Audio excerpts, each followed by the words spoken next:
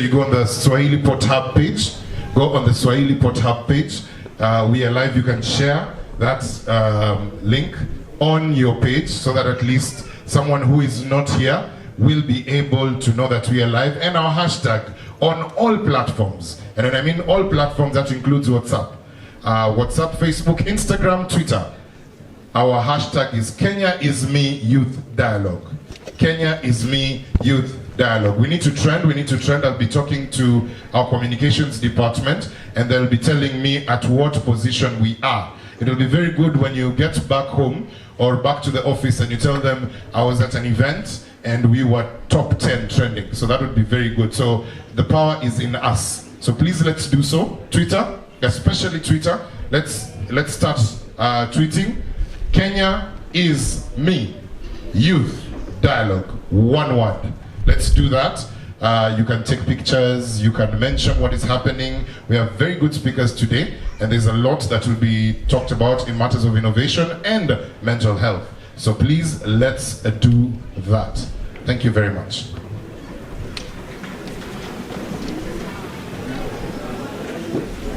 I will call Mahmoud Nur, our patron here at Swahili Pot, to officially welcome us, so that then we can go straight into the program. Tupigie Mahmoud makofi tafadhali. Assalamu alaikum. God is good and all the time. Leo sizungumze because nyinyi mmenizoea mpaka hata nikisema kitu mna kawaida yake. So nataka nimkaribishe mwanzo Waziri Nadia. Wajua lazima sisi watu Mombasa tuanze kuzoea kuita Waziri Nadia, especially pia watu wa Swahili Pot hapa. Deputy Governor, Your Excellency, kuna officials wengi hapa. Siwezi kuwataja wote, lakini baadaye watatajwa wote, but kuna team strong kutoka Youth Fund, including the CEO na the regional people ambayo wanadeal na mambo ya vijana. Aga Khan wako hapa, ambayo pia tunashirikiana nao kwa mambo mengi. Red Cross lazima niwataje kwa sababu mimi ni mwenyekiti wa Red Cross na always nikisema kitu tunasaidiana. So nitamuita bwana Deputy Governor aje aongee na sisi kwa uchache, alafu twende kwa panel because leo ilikuwa ni siku ya vijana. So tunataka most of the time that we will spend here, we want to listen to young people. So sisi wazee si ati hatutakikani, lakini wacha tusikize, alafu sasa na sisi maarifa yetu tuongeze juu yake. But we want young people to talk more, so I hope we will engage more. Even the panel as they speak, we hope that we will hear more from the audience as well. So, but the Deputy Governor, who is a friend of Swahili Pot, a friend of young people, a champion of ICT, I think we've worked very closely for the last almost 2.5-3 years now. Karibu sana. He's not feeling well, but hivyo amekuja kuwa na sisi. We don't take it for granted. Thank you very much. Asante ndugu yangu na hamjambo nyote. Mimi leo nina furaha sana. Kama kawaida yangu kukiwa kuna kongamano la vijana, I feel totally in place, not because I'm youth. Naona kidogo nimeanza kumea mvi. But I have been a teacher. I have been an educationist. So for me, youth knowledge, youth empowerment is something which is very close to my heart. Before I go on, I would like to take this opportunity to really celebrate the appointment of one of our own. Kwa waziri, kama tumeambiwa lazima sasa tuanze kuli. Okay, nafikiri kuna sehemu za kusimama. Niendelee huko. Hapa.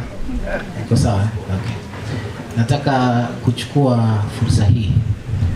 We want to celebrate one of our own, who was just the other day appointed to a very significant position in the national government. dada yetu ambaye ni waziri naitwa CAS Madam Nadia. Kwa hivyo tumpigie makofi. Manake it is really a big honor for the president to have chosen one of our own. Sisi watu wa Mombasa tunashukuru sana, and also a youth for that matter. So it means that we have a very strong representation of the youth at the topmost echelons of the country. Kwa hiyo jambo la kufurahisha, na tunaanza kuona the fruits of her appointment just by this forum here today. So we really appreciate that. Sasa mimi I was informed that hii ni dialogue inaitwa Kenya is me. Yani Kenya ni mimi. Yeah? And it's a youth dialogue looking at opportunities, innovation, and mental health. So I'll be very brief. As youth, we have an obligation to ourselves. And then we have obligations to our siblings. We have obligations to our family. We have obligation to our community. We have obligation to our county. We have obligation to our nation. So we have so many obligations, all packaged in one. So if we fail as a youth, if you fail kama kijana, basi you have failed all these categories I have just mentioned. So we have to know that we hold this country and the future of this country in our hands. Literally, basically, we do that. So whatever we do, we have to know that we are the future of this country. And the future starts now. How you create that future starts now. And there are several things we can do, because mostly we hear about the negative aspects of youth. Hawa ni wakora, wavujaji bangi, kula muguka, na nini mambo kama hayo. But the positive aspects, we don't talk about them enough. We have examples of people within this crowd who have been innovators and creators, who have started something. When I joined my PhD class, the lecturer who was supposed to take us through research methodology told us one thing. For this level, you have to create something new, something no one else had thought about. That is what you have to bring forth, new knowledge into the world. This is what the instruction I was given, or the class was given, when we are preparing to even submit our proposals. That at this level, at the youth level, you have to look at ways in which you can engage your mind to create new. That is what innovation is all about. That's ability to create something which is new. And the opportunities are there. Manake mahali panapo shida, it means there's a gap. And that is where you can actually create a solution. And creating a solution can actually generate wealth for yourselves. This is how it is. It's very simple. Sasa hizi shida za unemployment ambazo tunazisikia haziwezi kuwa cured by vijana wote kusema tutataka kazi county government ya Mombasa.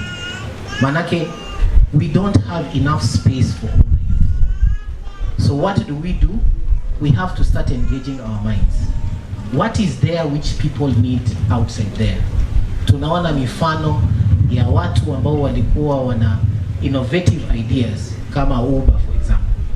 Uber doesn't even own one car, but someone sat down akasema kwamba kuna shida mahali, there's a challenge somewhere.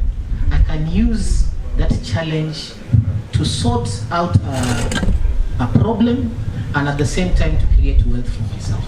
Now today the owners of Uber are the richest people, some of the richest people in this world. So we can actually manage ourselves as youth, as long as we have direction, we have discipline. Another thing I want to talk about amongst the youth is kuna kitu mambo mawili. Kuna education na kuna training. Mostly we go to school through the school system to get an education, which is going to give you broad knowledge about what is required in life, both socially, economically, and politically. But there's also training, which is more specific. Na mimi nataka tushikilie hapa kwa training. We should not say that training ni watu ambao wameanguka. Training ni watu kama nasikia that is the trend which is being said. Ukienda katika hizi polytechnics zetu au vocational training institute, we don't see people going there, especially from this region. I want to encourage you to go there and get specific training, skills which can help you. Manake ukiwa na ujuzi fulani, if you can weld, if you can be, you can fix a chair, if you can fix a pipe which has been broken na maji yanavuja, then you can definitely get yourself employed, or you can actually get yourself a job as an entrepreneur. So we need to look at that, and this is where I think Mombasa should go. We should look at ways of getting as many youth as possible, getting market demanded skills. Very important. So what does the market demand? And then we usher our youth to go to these technical training institutes to get those skills. Sasa hivi kama sisi county ya Mombasa, we have in the process of coming up with a special economic zone kule mpande wa Meritini. It's a 600 acre piece of real estate which we are coming up with special economic zone. Serikali kuu inakuja na Dongo Kundu. Dongo Kundu is also a special zone where people, investors will be brought through all over the world ya pale kuwekeza. Now tutaka tuanze kuangalia zile kampuni ambazo zitakuja hapa kuwekeza ni kampuni za aina gani. Sasa zikija tuwe tuko tayari. Zikija tuwe tuko tayari. So that those spaces, we have to look at them and then we plan ahead. Mimi nasema kwa mfano Lamu kule kuna ile port ya Lamu inakuja. And this is what has been ailing us for very long. Ile port ya Lamu inakuja. How many of the Lamu people are actually training to be able to have the necessary skills so that when the port of Lamu waweze kufanya kazi pale? Because if we don't, then watu watoke sehemu zingine au watangambo waje kufanya kazi pale. We can't blame them. We have to keep ourselves ready. The same here. This special economic zone which is coming up, how many of us are training on relevant skills which can apply when these special economic zones come to play? Kwa hivyo lazima tujiweke katika nafasi kama vijana ya kuweza kufungulika kwa nafasi ya sisi wenyewe kuweza kujiajiri.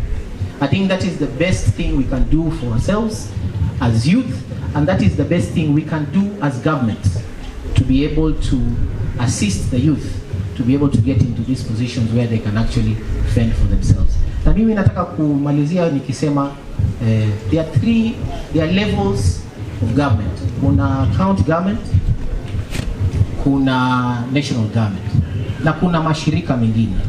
The county government sisi kwa mfano we are putting up 35 million shillings every single year on a revolving fund ambayo ni ya kusaidia vijana ambao wanataka kuanzisha biashara ndogo ndogo waweze kwenda wakatafute kitu inaitwa startup capital.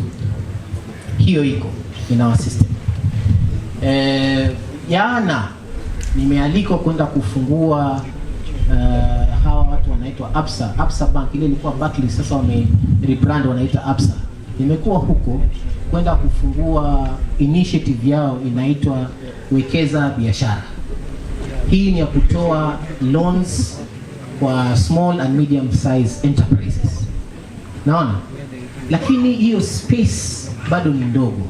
Tunataka wengi zaidi wawekeze. Nilikuwa nazungumza na waziri hapa na watu kutoka serikali kuu in charge of our youth fund, na nikamwambia msikae maofisini kule, njooni huku. Manake mkiangalia kwa mfano kama hapa Mombasa, the percentage of our youth who apply for the youth fund sidhani kama inafika 5%. Lakini ukienda kule kwingine watu mpaka up to 80% people are actually investing and using these facilities from the national government. Kwa hivyo yatakikana muangalie kwamba there are some certain regions which have been marginalized for a very long time, and these are the regions which you have to deliberately go.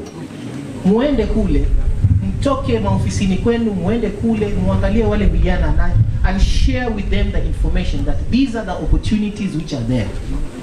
Na mimi na hakika there are so many innovative youth in this our city that if they have the right information they will come for those facilities na wataendeleza maisha yao na familia zao na kaunti yetu.